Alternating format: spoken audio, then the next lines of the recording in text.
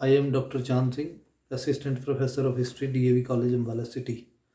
Today, our topic is Turks' invasion on India or invasions of Mahmood Ghaznavi, यानी Turks राज्य यानी गजनी का उत्तरी भारत के राज्यों से संघर्ष व अधिकार।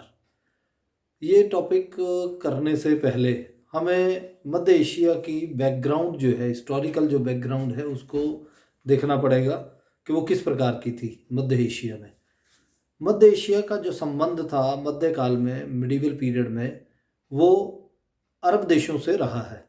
और अरब देशों में 7वीं शताब्दी में जो एक बड़ा परिवर्तन आया वो था इस्लाम का उदय। और इस्लाम के उदय के साथ ही वहाँ जो हज़रत पैगंबर मोहम्मद जिन्होंने इस्लाम की शुरुआत की और उसके बाद वहाँ जो राज्य स्थापित किया, वो उसके प्रतिनिधियों ने, जिनको खलीफा कहा जाता है, खलीफा ने राजनीतिक और धार्मिक नेता के रूप में अपना जो रोल था वो निभाया।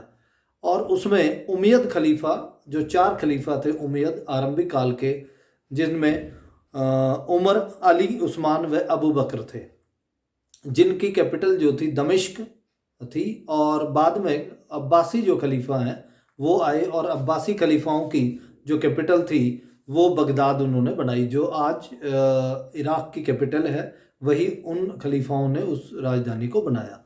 और ख़ास तौर पर उन्होंने पूरे विश्व के जो ज्ञान था उस समय का समकालीन, उसको इकट्ठा भी किया 8वीं शताब्दी में उन्होंने।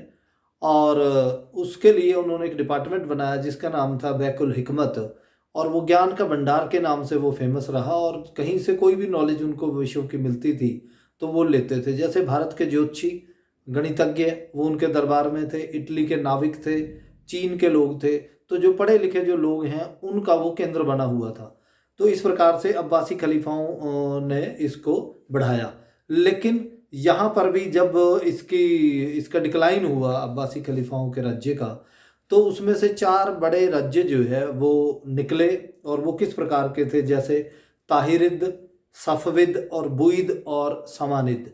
ये जो सामानिद था वो सामानी राज्य के नाम से जाना जाता था। इसी सामानी राज्य की जो बाउंड्रीज थी वो पूर्वी ईरान का जो खुरासान का जो क्षेत्र था वो, और उसके ऊपर का जो इलाका है तुर्कमेनिस्तान, और तुर्कमेनिस्तान और उज्बेकिस्तान को जो डिवाइड करने वाला जो एक रिवर है मनाव उन दरिया, वो ट्रांसऑक्सियाना के नाम से वो जाना जाता था वो पूरा क्षेत्र। और उस क्षेत्र में ये सामानी राज्य था। और इसके नीचे खुरासान में था, अफ़गानिस्तान का ऊपर वाला जो हिस्सा था वो इस सामानी राज्य का हिस्सा रहा। और इनके लगातार जो युद्ध थे वो तुर्कों के साथ हुए। आरंभिक काल में जो तुर्क कबीले थे वो गैर इस्लामिक थे, वो इस्लाम को नहीं मानते थे। आगे चल के जब इनका टकराव, तुर्की कबीलों का जो टकराव था वो निरंतर सामानी राज्य से हुआ, तो कुछ तुर्कों ने इस्लाम को स्वीकार कर लिया। अब जब इस्लाम को इन्होंने स्वीकार किया, उसको मानना शुरू किया, तो धीरे धीरे वो इस्लाम के कट्टर समर्थक जो थे वो बन गए सामानी राज्य में ही। आगे चलकर सामान्य राज्य में ही तुर्क जो लोग थे वो सैनिक सेवा देते थे वहाँ। और उन सैनिक सेवा में ख़ास तौर पे एक सेनापति, जो खुरासान का सेनापति उन्होंने बनाया, जिसका नाम था अल्पतगीन। जब उस अल्पतगीन ने ये देखा कि सामान्य राज्य का बिखराव होना शुरू हुआ या डिक्लाइन उसका हुआ, तो उसने वो क्षेत्र छोड़कर, जहाँ वो खुरासान का सेनापति था, उसे छोड़कर अपने 1700 सैनिकों का एक गुट या दल तैयार किया उसने। और अफ़गानिस्तान में जो काबुल आज की कैपिटल है उसके नीचे का जो हिस्सा है गजनी, वो लगभग 150 किलोमीटर के आसपास है काबुल के नीचे। उसको अपना केंद्र बनाया और वहाँ से सामान्य राज्य के जो उस समय के जो गवर्नर थे उनको वहाँ से हटा दिया और वहाँ अपने आप को स्वतंत्र घोषित किया शासक के रूप में। तो ये अल्पतगीन था जिसने गजनवी राज्य की नींव रखी, और इस वंश को आगे चल के यामनी वंश जो है वो कहा गया। अब ये जो अल्पतगीन था, इसके जो 1700 तुर्क जो सैनिक थे, गुलाम जिसको कहा गया, तो उनमें एक व्यक्ति था जिसका नाम था सुबुतगीन। अब ये जो व्यक्ति सुबुतगीन था, इसी ने ही आगे चलकर इस राज्य की बागडोर संभाली। और ये सबसे अल्पतगीन का विश्वसनीय और वफादार जो है वो दल का मुखिया था उसके।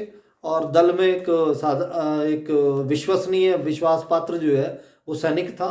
उस सुबुतगीन ने अपने मालिक यानी जो अल्पतगीन था उसकी सारी जो चीज़ें थी अडॉप्ट की और उसको स्वीकार किया, और उस जैसा रहन सहन और जो ढंग था उसने सीखा, जो तुर्कों वाला जो ढंग था। अब इसी सुबुतगीन का जो झगड़ा था वो काबुल में जो हिंदू शाही वंश था और काबुल के साथ ही लगता हुआ जो इलाका था जलालाबाद, उससे झगड़ा शुरू हुआ, और उनकी कैपिटल जो थी वो हिंदू शाही वंश की वो पेशावर थी, जिसको वह हिंद कहा जाता था। वह हिंद ही पेशावर था, और पेशावर के में हिंदू शाही वंश था, और हिंदू शाही वंश के अंडर में ही जलालाबाद और काबुल जो इलाके थे। अब जब ये गजनी नया साम्राज्य यहाँ स्थापित हुआ अल्पतगीन के बाद, सुबुतगीन से उनका झगड़ा जो है वो शुरू हो गया 986 ईस्वी में। अब उनका संघर्ष जो है बढ़ते बढ़ते 990 और 991 ईस्वी में आते आते इतना हुआ कि आरंभ में जो गजनी के ऊपर जो अटैक था वो हिंदू शाही वंश के जो राजा जिसका नाम जयपाल था, जयपाल ने उसके ऊपर अटैक किया। अब ये जो जयपाल जो है इसको सपोर्ट भी मिली। अब सपोर्ट कहाँ से मिली उसे? कुछ जो गजनी का जो सामानी गवर्नर था वो जाके जयपाल से मिला। जयपाल के जो और साथी थे, जिनमें खास तौर पे मुल्तान के ऊपर का एक अमीर था जो कि बोलान का जो दर्रा है उसके पास रहता है। कुछ और शासक भी थे जिन शासकों ने जयपाल की सपोर्ट की, और जयपाल ने इस गुट बनाकर गजनी के ऊपर अटैक किया। अब गजनी में जो सुबुतगीन है उसके आक्रमण को विफल करता है, और कुछ समय के अंदर ही वो काबुल और जलालाबाद जो कभी हिंदू शाही वंश का अधीन था उसके ऊपर अटैक करता है और उसे तहस नहस करता है, खत्म कर देता है। और वहाँ उस क्षेत्र को उजाड़ने के बाद ये काबुल और जो जलालाबाद जो दो एक प्रकार के बाहरी सीमावर्ती जो किले जो थे वो हिंदू शाही वंश के, वो निकल गए थे 990 और 91 में। और इस प्रकार से आगे चल के ये जो गुट बना था जो जयपाल के अधीन, वो गुट भी खत्म हो गया। तो आगे चल के जो सुबुतगीन था उसी का एक बेटा जो है उसमें ये अब्दुल कासिम महमूद गजनवी, ये उसका बेटा है सुबुतगीन का। सुबुतगीन के साथ उसका ज़्यादा अच्छे संबंध नहीं है उसके, और बल्कि जो सुबुतगीन है अपने छोटे बेटे इस्माइल को गजनी का उत्तराधिकारी उसको घोषित करता है अपने जीवित समय में ही। और जो ये अब्दुल कासिम महमूद गजनवी जो है इसे खुरासान का गवर्नर बनाया है। जैसे इसके पिता की मृत्यु हुई, ये खुरासान को छोड़कर ये गजनी के ऊपर अपने भाई जो इसका था इस्माइल, उसके ऊपर इसने अटैक किया और उसे पराजित किया, और गजनी का अपने आप को शासक जो है वो घोषित कर दिया। अब इसके पास खुरासान भी है, गजनी भी है, और इसकी सीमाएं हिंदू शाही वंश के जो जयपाल था उसके साथ मिलती थी। और ये जो दो इलाके जिनकी मैंने अभी बात की है, जलालाबाद और काबुल, ये दोनों क्षेत्र जो थे ये उनके पास ऑलरेडी थे। अब जब ये टकराव जो था इसके पड़ोसी राज्य से होना शुरू हुआ जो कि पेशावर में था, जिसे वह हिंद कहा जाता था। इसने ये कहा जाता है, एक हिस्टोरियन है उतबी, उतबी ने इन गजनवी शासकों का इतिहास लिखा है। ये उसी समय का हिस्टोरियन है जिसके किताब का नाम है तारीख यामनी। ये यामनी शासक हैं गजनवी के, सुबुतगीन और ये इसका पुत्र अबुल कासिम महमूद, ये सभी जो इसके यामनी वंश के हैं, और यामनी वंश से ही ये जो जाना गया, और उस उतबी ने उनका जो इतिहास था वो लिखा। अब ये उतबी बता रहा है हमें कि उस समय इसने जब सिंहासन पर बैठा ये, तो आते ही उसने एक सौगंध उठाई, एक कसम, एक वचन जो था वो लिया कि वो प्रत्येक वर्ष जो है वो भारत के ऊपर या जो उसका साथ लगता हुआ जो इलाका था उस समय का, उस इलाके पर वो आक्रमण करेगा। तो ऐसे ही उसने जब वो इसने सही मायने में 998 में ये जो है अधिकार स्थापित किया, और 99 में सही मायने में ये कैप्चर हुआ पूरा इसके पास इलाका, और 1000 में ही इसने ये आक्रमण जो थे वो शुरू किए। और आरंभिक काल में इसने उन इलाकों पर जो कि पेशावर और काबुल के बीच का इलाका था, उन चौकियों पर हमले किए इसने। अगले ही साल 1001 में जो उसका सामना था वो हिंदू शाही वंश के जयपाल के साथ हुआ। अब जयपाल के पास भी एक अपनी पूरी जो सेना उसने तैयार की थी, वो एक सेना थी, और इन सारी चीज़ों को देखने से पहले हमें इस बात के ऊपर ध्यान देना पड़ेगा कि भाई उसने आक्रमण किया क्यों, क्यों सौगंध खाई है ये। तो इसके बारे में अलग अलग जो हिस्टोरियंस हैं वो अलग अलग विचार रखते हैं अपने, और अपने अपने मत हैं उनके। उनके किस प्रकार के मत हैं, तो उसमें कुछ हिस्टोरियन जो हैं वो ये मानते हैं कि इस जो महमूद गजनवी जो है उसका राजनीतिक उद्देश्य था, भारत के ऊपर आक्रमण करने का, अपने साम्राज्य का विस्तार करना उसका उद्देश्य था। लेकिन कुछ हिस्टोरियन हैं वो ये मानते हैं कि नहीं, राजनीतिक उद्देश्य नहीं है, क्योंकि पंजाब के अलावा उसने किसी भी क्षेत्र को अपने राज्य में नहीं मिलाया, चाहे वो गंगा का क्षेत्र है, या वो कालिंजर था, कन्नौज था, या गुजरात के ऊपर आक्रमण किया उसने, उन क्षेत्रों को कभी नहीं उसने मिलाया। अब उसने केवल पंजाब को मिलाया है, और बाकी किसी क्षेत्र में प्रशासन को संभालने के लिए अधिकारियों की नियुक्ति उसने नहीं की।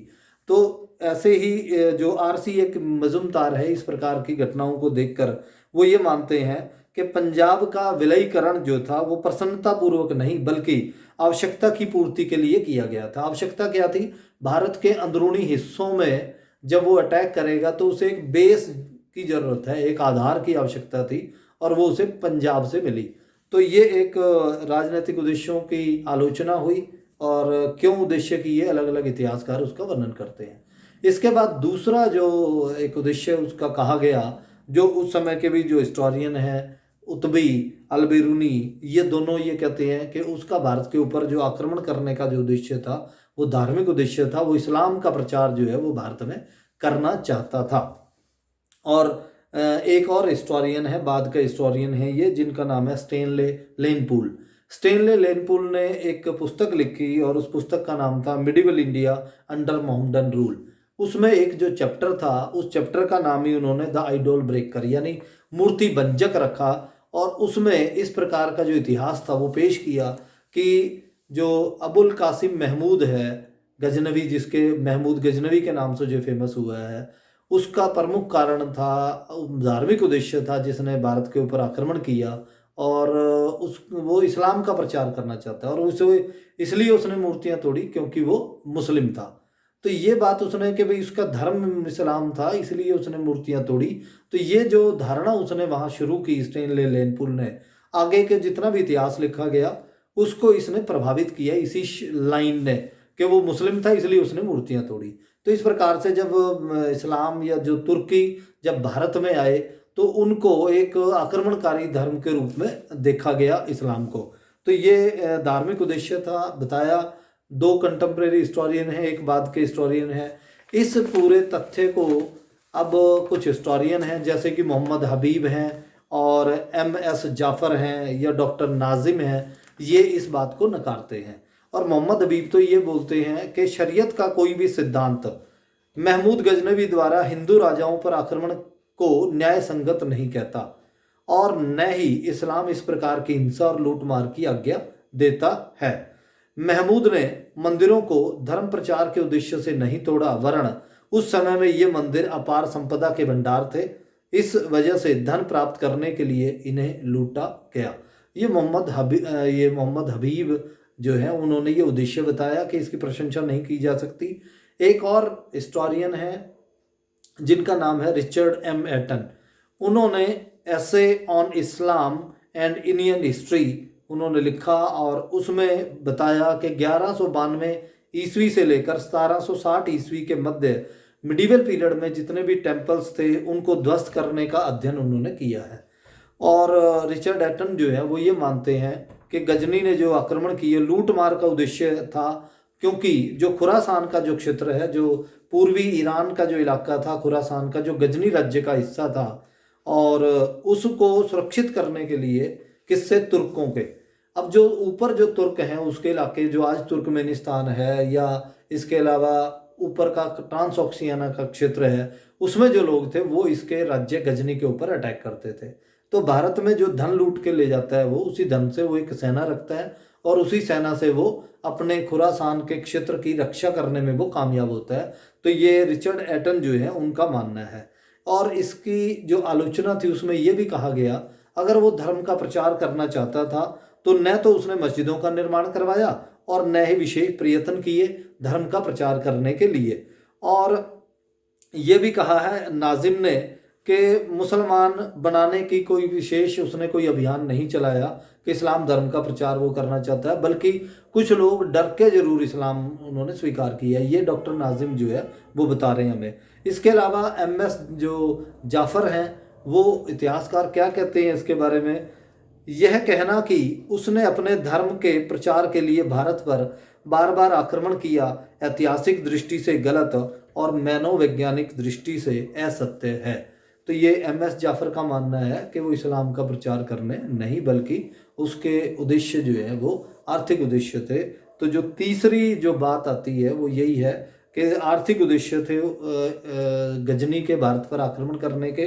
तो उनमें ये इतिहासकार जो MS जाफ़र और मोहम्मद हबीब प्रमुख हैं, और उसका वो एक उदाहरण भी देते हैं। ये उदाहरण में ये लिखा उन्होंने कि महमूद गजनवी धन का अति लालची था, और वो किसका उदाहरण देते हैं, उतबी का।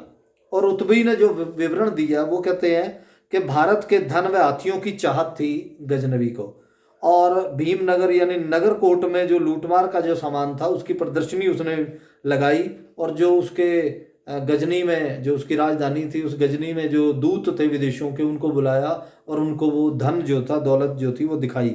और इसके अलावा उसने एक और जो घटना है उसके लालची होने के बारे में बताती है। शाहनामा जो पुस्तक थी वो फिरदौसी ने लिखी थी, और उसको ये कहा था शुरू में महमूद गजनवी ने कि इसके लिए मैं धन दूंगा, लेकिन उसने जो उस लेखक को फिरदौसी को धन देने से मना कर दिया। ये एक और धन होते हुए भी उसने नहीं दिया। तो ये लालची प्रवृत्ति के बारे में बताता है।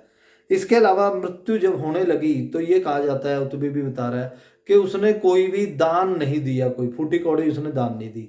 तो वो बल्कि उस धन को छोड़ने के गम में रोया वो कि ये सारा धन यहीं रह जाएगा।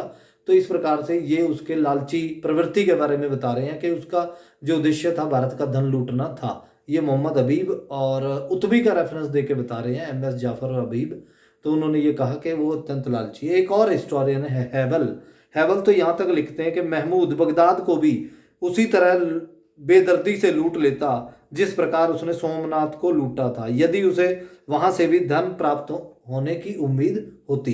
तो इस प्रकार से ये जो हिस्टोरियन है ये बता रहे हैं उसके लालचीपन को, किस प्रकार से वो लालच की वजह से उसने अटैक जो है वो किए हैं। इसके अलावा एक और, पश्चिमी एशिया में आक्रमण से अपने साम्राज्य की सुरक्षा के लिए धन की उसे जरूरत थी, और इसलिए एक विशाल सेना रख सकता था जिससे कि वो अपने गजनी जो राज्य था उसको, ऊपर जो तुर्क आक्रमणकारी हैं उसके राज्य के ऊपर का जो हिस्सा है, जो खुरासान के ऊपर का तुर्कमेनिस्तान है आज वो देश, और ट्रांसऑक्सियाना का जो क्षेत्र है वहाँ से भी हमले होते हैं, उससे भी उसने अपने राज्य को बचाना है। तो इसीलिए एक हिस्टोरियन है ईश्वरी प्रसाद, वो ये कहते हैं धन प्राप्त करने के लालच से नहीं अपितु अपनी आवश्यकताओं की पूर्ति के लिए महमूद ने बार बार भारत पर आक्रमण किए। और एक अंत में जो कंक्लूजन अगर हम देखें कि क्यों आक्रमण उसने किया, तो उसमें आता है बहुउद्देशीय।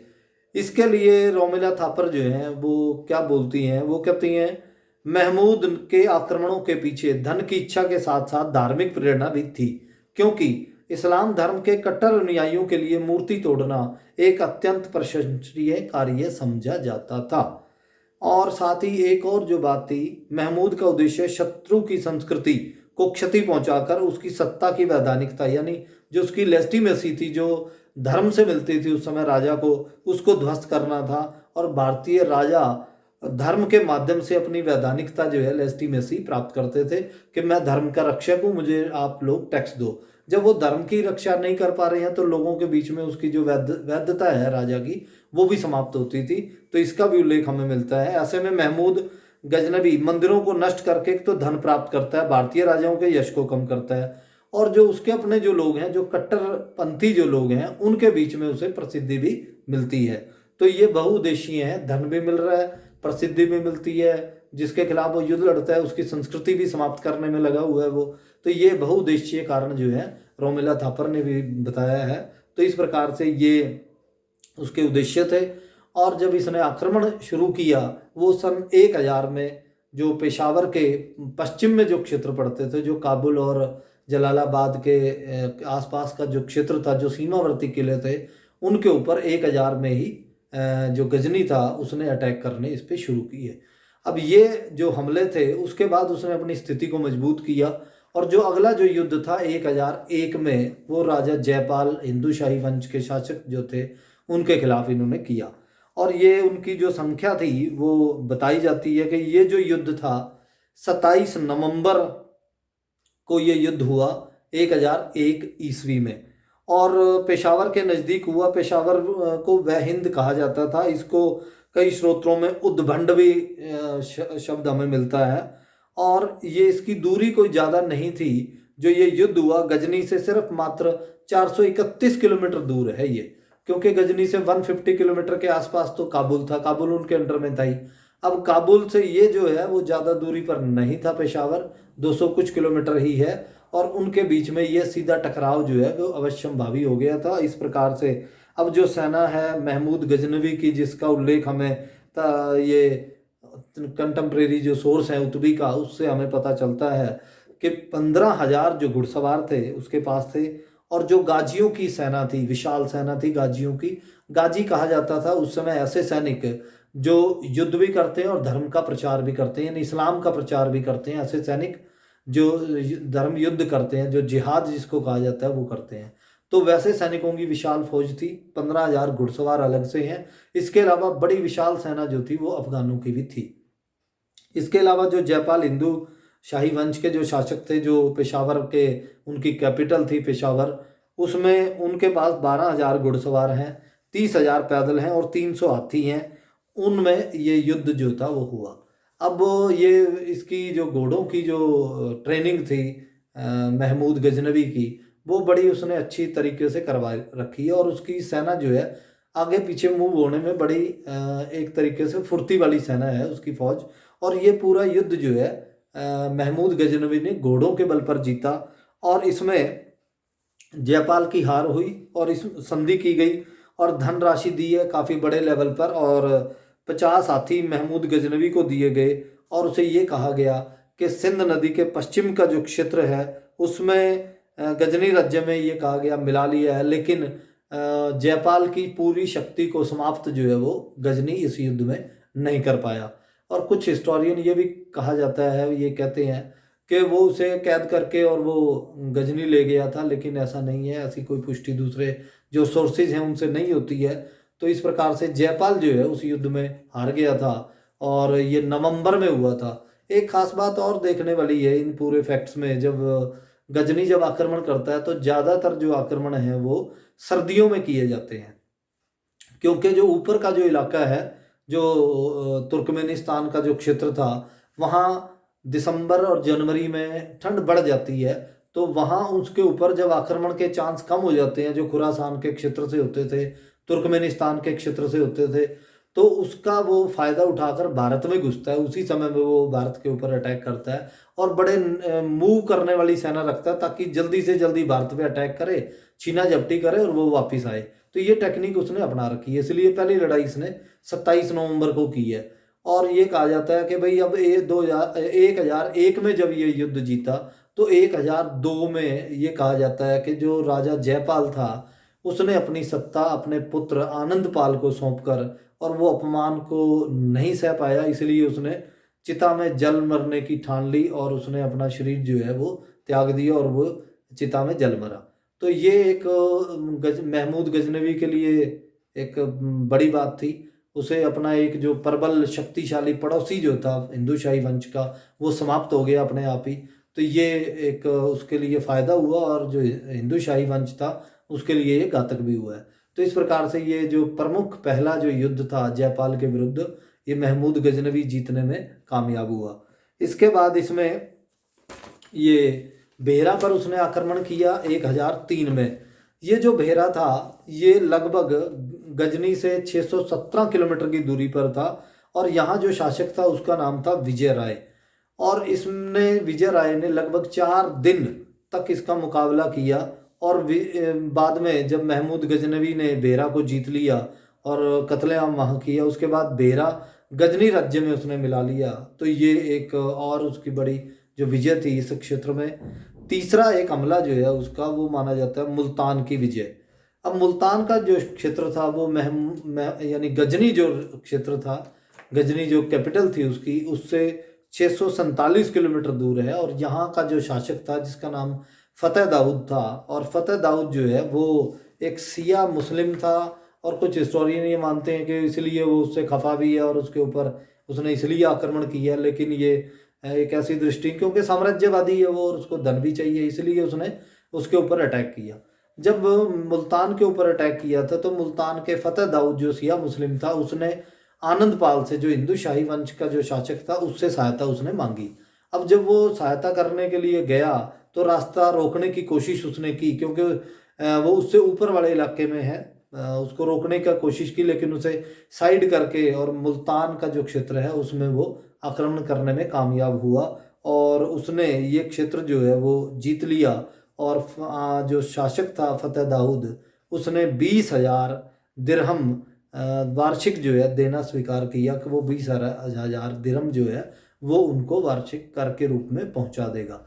तो ये एक उनमें समझौता हुआ। आगे एक और जो आक्रमण किया वो था नवाशाह शाह की हार। अब ये नवाशाह शाह कौन है? ये आनंद पाल का ही पुत्र था जिसका नाम था सुखपाल। सुखपाल, जब ये हमला हुआ था, आनंद पाल ने रोकने की कोशिश की थी, उसी समय जो सुखपाल था उसे हरा दिया गया था। और सुखपाल ने बाद में इस्लाम कबूल कर लिया है और वो गजनी के फेवर में हो गया है। अब गजनी ने उसे, फतेह दाऊद तो वहाँ का शासक है, उसने उसे गवर्नर नियुक्त कर दिया वहाँ का।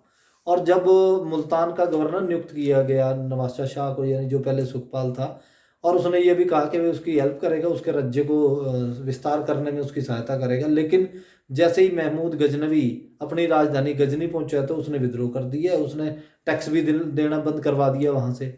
अब इसको दंड देने के लिए जो है वो नवाशाह शाह के ऊपर दोबारा फिर इसने हमला किया, और हमला करने के बाद ये नवाशाह शाह हार गया मुल्तान में और उसे कारावास में डाल दिया गया। तो इस प्रकार से ये मुल्तान को दोबारा इसने जीता, महमूद गजनवी ने। इसके बाद जो आनंद पाल था, उसने जब वह जो पेशावर की जो लड़ाई थी, यानी वह हिंद की जो लड़ाई थी, उसमें पराजित होने के बाद अपनी राजधानी को सिंध नदी पार करके पंजाब का जो एक इलाका था जिसमें एक नई राजधानी जो थी वो बनाई। और वो भी इस प्रकार की राजधानी उनकी थी जिसे एक नमक की खानों के पास वो थी, नंदना उसको कहा जाता था, जिस जो राजधानी उसने बनाई। तो ये एक आनंद पाल जो है वो वहाँ अपना राज्य स्थापित करने में कामयाब हुआ था पंजाब के इलाके में। और जो जयपाल था, जयपाल ने जब आरंभिक काल में सुबुतगीन से जब हारा था वो, तो जो दो राज्य उसके निकले थे, काबुल और जलालाबाद, तो उसने लाहौर को जीत लिया था। पहले लाहौर को अधीन करवाया अपने, बाद में 999 ईस्वी में लाहौर को उसने डायरेक्ट अपने कंट्रोल में ले लिया था। तो इस प्रकार से अब जब ऊपर का इलाका, पेशावर के आसपास का इलाका जो है, जब गजनी साम्राज्य में मिला लिया गया तो इन्होंने अपनी राजधानी नीचे ले आए हैं। आनंद पाल अपनी सेना इकट्ठी करने में लगा हुआ था, लेकिन उसकी अचानक मृत्यु हुई तो उसका राज्य उसके पुत्र जो है त्रिलोचन पाल ने संभाला।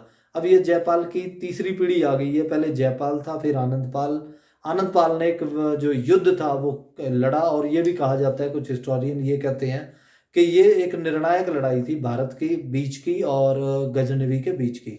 अब इसका जो साथ था, आनंद पाल का जो साथ है, वो कई राज्यों का संघ बना उत्तर भारत के, जिसमें उज्जैन, कलिंजर, कन्नौज और दिल्ली, अजमेर और साथ ही खोखर, इन लोगों ने आनंद पाल का साथ दिया।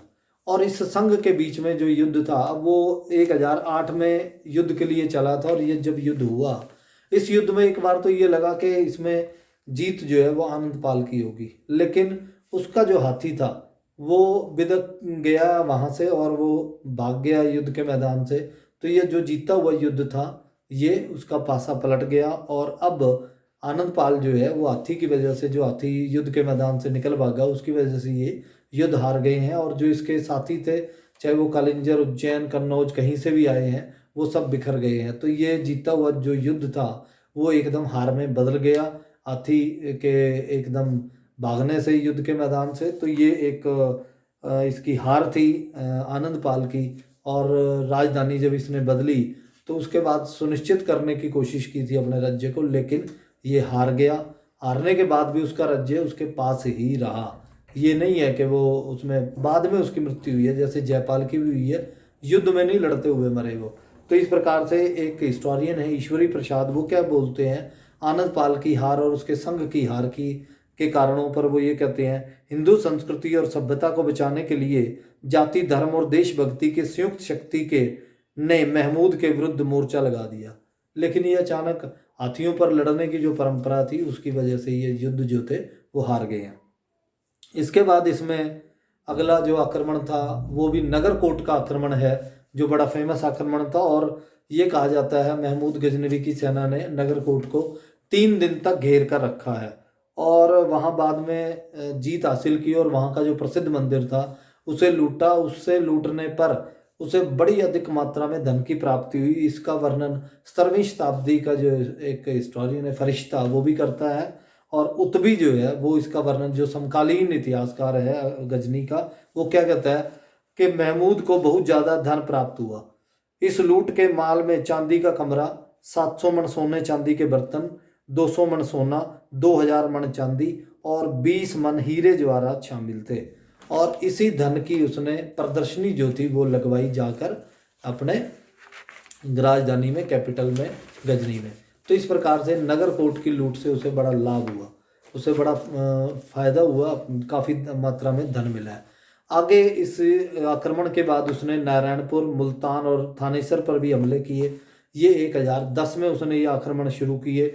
नारायणपुर जो आज का अलवर है उसे नारायणपुर कहा जाता था, वहाँ पर भी उसने हमला किया, विजयी रहा और मंदिरों को लूटा। इसके अलावा मुल्तान में जो शासक था नवाज शाह को तो उसने कारावास में डाल दिया था। अब मुल्तान में जो शासक था, जो सिया मत को मानने वाला था, फतेह दाऊद, उसके ऊपर फिर हमला उसने एक बार दोबारा किया। 1010 में ये हमला किया था और उससे दोबारा अधीनता स्वीकार करवाई। इसके बाद 1014 में थानेसर पर हमला किया, जो आज हमारा कुरुक्षेत्र है उसी कोई थानेसर था, और इसके ऊपर हमला किया और यहाँ मंदिरों को लूटा। और जो प्रमुख मंदिर था चक्र स्वामी के जो मंदिर था उसके ऊपर अटैक किया और वहाँ से जो अष्ट धातु की जो मूर्ति थी चक्र स्वामी की वो वहाँ से ली और मूर्ति को तोड़कर वो ले गया। तो इस प्रकार से लूटमार जो थी उसने अलवर के इलाकों पर की। इसके अलावा उसने थानेसर में की, मुल्तान में किया ये काम। तो ये 1014 ईस्वी तक उसके ही आक्रमण थे। इसके बाद जो त्रिलोचन पाल था, जो आनंद पाल का पुत्र था, आनंद पाल का मैंने बताया कि अभी उसकी मृत्यु अपने आप हुई है। युद्ध में वो हार गया था, सेना से इकट्ठी करने में लगा हुआ था, लेकिन उसके बाद उसका पुत्र जो है वो त्रिलोचन पाल बना। और जो उनकी नई राजधानी थी नंदना, या उसको नंदा नाह भी कहा जाता है, और झेलम के नज़दीक खेकड़ा की जो नमक की खानें थी, जो आज पाकिस्तान में है ये इलाका, तो वो खेकड़ा की खानों के नज़दीक उसने अपनी राजधानी बनाई थी। अब ये आनंद पाल की मृत्यु के बाद ये शासक बना था और 1014 में महमूद ने त्रिलोचन पाल की जो राजधानी थी उसे घेर लिया। अब जो त्रिलोचन पाल ने कश्मीर की जो शासक हैं, या कश्मीर की और त्रिलोचन पाल की दोनों की सेनाओं को उसने पराजित किया। अब त्रिलोचन पाल जो है वो अब कश्मीर की बजाय नीचे शिवालिक के रास्ते पहाड़ियों से होता हुआ अब वो प्लेन एरिया में आया और उसने जो बुंदेलखंड का जो शासक है विद्याधर, उसके यहाँ शरण ली और उसके साथ गठबंधन किया। इस गठबंधन को तोड़ने के लिए भी महमूद गजनवी जो है उनके पीछे गया और उसने हमला किया और रामगंगा नामक स्थान पर इन दोनों की सेनाओं को पराजित करने का काम किया। इसमें त्रिलोचन पाल का एक बेटा जिसका नाम था भीमपाल, वो भी अंतिम शासक रहा। वैसे वो हिंदू शाही वंश का, उसने भी बड़ा जो है सहयोग किया था जब नंदा नाह को घेरा उसने और उसके बाद के युद्धों में। तो इस प्रकार से ये जो भीमपाल था वो भी इसके युद्ध में रहा और ये त्रिलोचन पाल का पुत्र था। उसकी मृत्यु भी 1026 में हो गई थी भीमपाल की। तो इस प्रकार से हिंदू शाही वंश जो था, जो कभी काबुल, जलालाबाद, पेशावर के इलाके में था और बाद में नंदा नाह में उसकी राजधानी बनी। बाद में वो गंगा के क्षेत्र में आकर, बुंदेलखंड के क्षेत्र में आकर वो सपोर्ट लेते हैं, संघर्ष करते हैं। तो 1026 में उससे संघर्ष करते हुए ख़त्म हुए हैं। लगातार इन्होंने युद्ध किए हैं महमूद गजनवी से, उसको रोकने की भी कोशिश की है लेकिन असफल हुए हैं अपनी पुरानी युद्ध टेक्निक की वजह से। आगे जब क्वेश्चन आएगा हम करेंगे उसमें ये कि भाई क्यों हार गए हैं भारत की सेना उस क्षेत्र में। तो ये त्रिलोचन पाल पर हमला था। इसके बाद आता है मथुरा और कन्नौज की विजय। ये 1018 में किया है। मथुरा एक धार्मिक नगरी के रूप में सब जानते हैं, कृष्ण जन्मभूमि के रूप में थी और धार्मिक आस्था का केंद्र भी थी। वहाँ पर भी 1018 में ये आ धमका है और ये गजनी से काफ़ी दूर का क्षेत्र है। यमुना नदी के किनारे पर था मथुरा, और ये गजनी से लगभग 1112 किलोमीटर दूरी पर ये आके आक्रमण किया, और यहाँ भी अधिक मात्रा में जो लूट मार है वो की। और उत्बी भी वर्णन करता है कि 1-2 दिन तक उसे वो जो है वो वहाँ रुका, और लूटपाट उसने खूब की है मथुरा में। अब मथुरा को जीतने के बाद अब इसने जो है कन्नौज का जो कभी केंद्र होता था, कभी हर्ष की राजधानी होता था वो, और गुर्जर प्रतिहार शासकों की राजधानी था, उसके ऊपर अटैक किया। जब गुर्जर प्रतिहार शासक को ये पता चला, राज्यपाल उसका नाम था, कि महमूद गजनवी ने उसके राज्य के ऊपर आक्रमण किया, तो वो कन्नौज को छोड़कर भाग गया। ऐसी स्थिति में कन्नौज को खूब लूटा गया, वहाँ के मंदिरों को भी लूटा गया। तो ये उसने मथुरा और कन्नौज में भी उसने ये काम अपने किए, और कन्नौज उसके राज्य से लगभग 1317 किलोमीटर दूर था। काफ़ी दूर आके उसने गजनी ने ये हमले किए। इसके बाद एक और जो आक्रमण उसके देखे जाते हैं वो सबसे दूर का इलाका था कालिंजर का। कालिंजर और ग्वालियर पर हमले किए 1019 में किए, और सबसे दूर कालिंजर जो 1505 किलोमीटर था ये गजनी से, 1500 किलोमीटर दूरी पर आकर वो अपनी राजधानी से यहाँ आक्रमण करता है। और कालिंजर में उस समय में जो वंश था, चंदेल वंश था, और कालिंजर का जो राज्य था वो बड़ा प्रसिद्ध किला था, राज्य था चंदेल वंश का, और उस पर विजय प्राप्त करना कोई आसान काम नहीं था। जब उसने घेरा डाल लिया है और उधर चंदेल शासक की तरफ से भी संधि करने की कोशिश की है, तो बाद में दोनों के बीच में ये संधि भी हो गई है। क्योंकि ये बहाना बनाया गया था कि जब राज्यपाल ने कन्नौज छोड़ दिया था, तो उसके ऊपर ये जो चंदेल जो राजा था उसने हमला किया, और उस हमले के बदले के स्वरूप में गजनी ने कालिंजर के ऊपर आक्रमण किया। तो लेकिन अब जब वहाँ घेरा डाला गया, अब गजनी भी दूर आ गया, उसे भी ये है कि उसके खुरासान के क्षेत्र के ऊपर तुर्क दूसरे आक्रमण ना कर दें, तो इसलिए वो जल्दी से यहाँ से निकलना भी चाहता है, अपने राज्य से काफ़ी दूर है।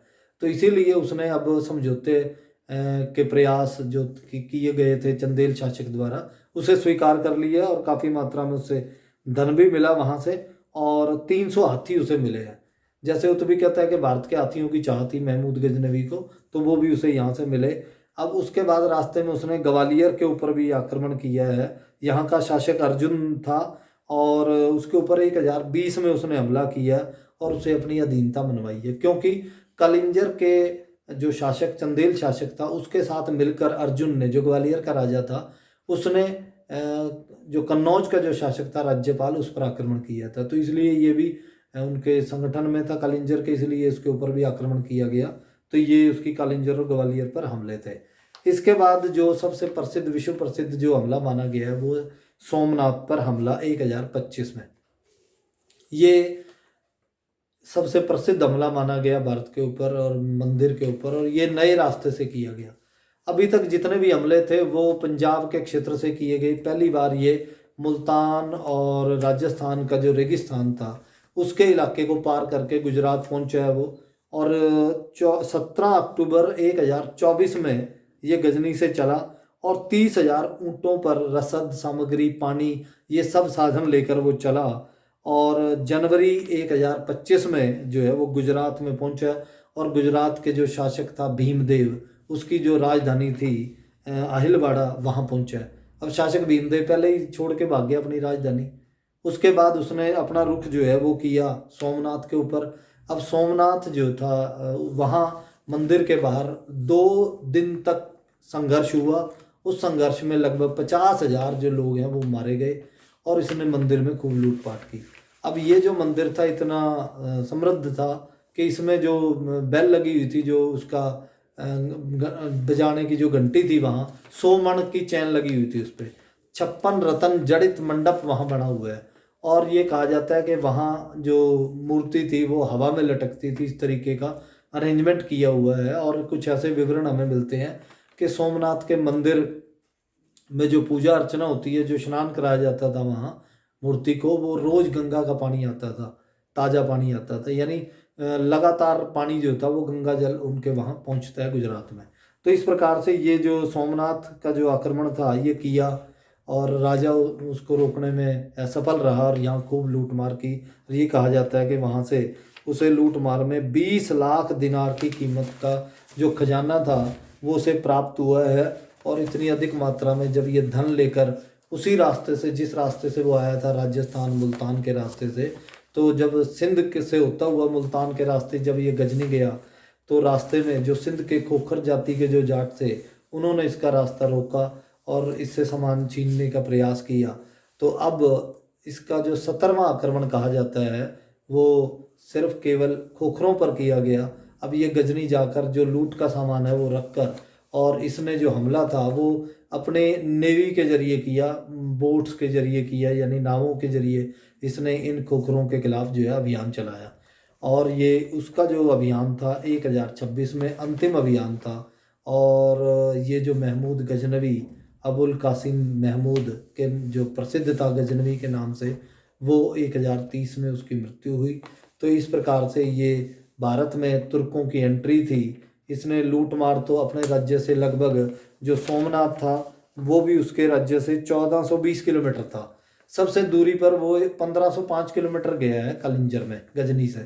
तो लगभग 1500 किलोमीटर तक उसने भारत में अंदर जाकर आक्रमण किए और उनमें वो सफल रहा। तो ये सफल क्यों रहे तुर्क, जब हम अगला जो जो अगली हमारी वीडियो या जो अगला लेक्चर हमारा रहेगा, उसमें जो मोहम्मद गौरी है वो किस प्रकार से जीत गया, तो मोहम्मद गौरी और गजनी क्यों जीत गए हैं, तुर्क क्यों जीते हैं, भारतीय शासक क्यों हार गए हैं, इन सारी चीज़ों के बारे में हम अगले लेक्चर में करेंगे। Thank you very much.